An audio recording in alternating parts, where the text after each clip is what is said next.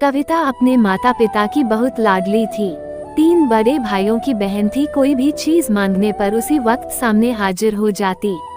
पूरे घर में रौब था उसका। पूरे परिवार और नौकरों पर राजकुमारी की तरह हुक्म चलाती थी कविता।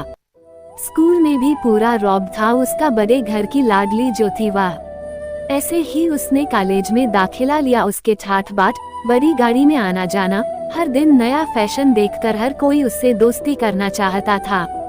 थोड़े ही दिनों में उसके बहुत से दोस्त बन गए। पूरे कॉलेज में उसकी अपनी ही एक पहचान थी। इन दिनों उसके घर एक रिश्ता आया। खानदानी लोग थे और पापा की पुरानी जान पहचान थी उनके साथ। कविता के साथ कोई जबरदस्ती नहीं थी, पर कविता ने फिर भी हाँ कर दी, क्योंकि वह अपने परिवार से बहुत प्यार करती थी। वह जानती थी कि वह लोग उसका अच्छा ही सोचेंगे। लड़के का नाम राज था। राज काफी पढ़ा लिखा और समझदार लड़का था। ससुराल वाले भी बहुत अच्छे थे। ससुराल में कविता की जगह वैसी ही थी जैसे कि मायके में। कोई भी कार्य कविता की सलाह के बिना नहीं होता था। सबकी लाडली बहू बन गई थी वह। फिर उसके घर एक बेटे का जन्म हुआ। राहुल कविता को जान से प्यारा था। पोता पाकर ससुराल वाले तो फूले नहीं समाते थे। कविता कभी कभी सोचती कि उसकी किस्मत कितनी अच्छी है। उसका हर अपना उसे कितना प्यार करता है।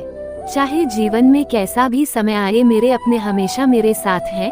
मैं कभी अकेली नहीं हो सकती। कितनी खुशकिस्मत हूँ मैं।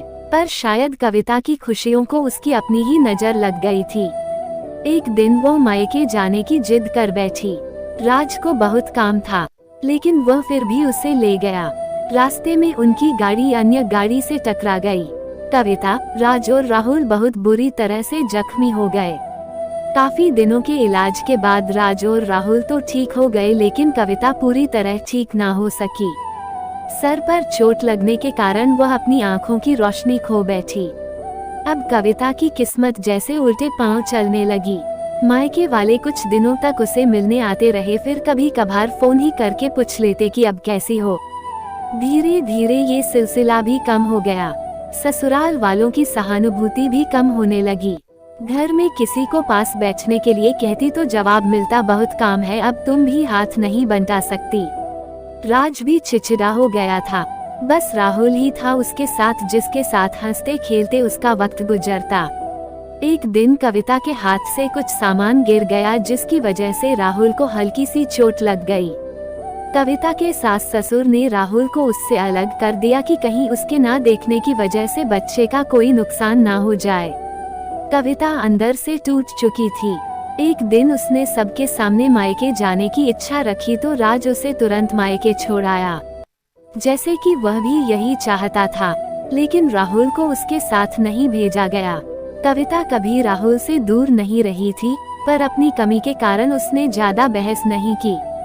कविता को लगा कि वह 3-4 दिन वहाँ रहेगी तो थोड़ा हवा पानी बदल जाएगा, क्योंकि वो कितने दिनों से कहीं भी बाहर नहीं गई थी। घर वाले भी इतने दिनों बाद उसे देखकर कितने खुश होंगे। कविता के घर पहुँचने पर सब लोग बहुत खुश हुए। खाने में सब कुछ कविता की पसंद का ही बना था। उसने अपने मम्मी पापा और भाई भाभीयों से दिल खोलकर बातें की। उनके छोटे छोटे बच्चे भी बुआ के साथ घुल मिल गए थे। रात को सोने के वक्त जब वो कपड़े बदलने लगी तो उसे पता चला कि उसका बैग तो बहुत भरा हुआ था। वो सब समझ गई। वह बहुत उदास हो गई।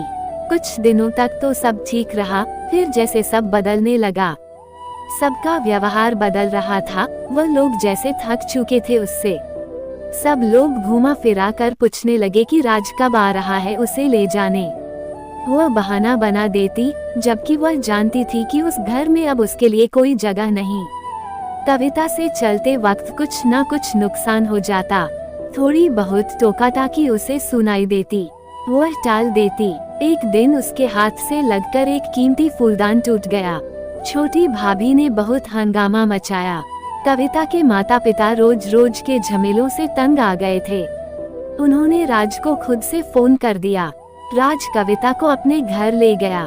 कविता को अपने परिवार वालों से ये उम्मीद ना थी। जिस कविता के कहे बिना घर में एक पत्ता भी नहीं हिलता था, उस घर के लिए वह बोझ बन चुकी थी।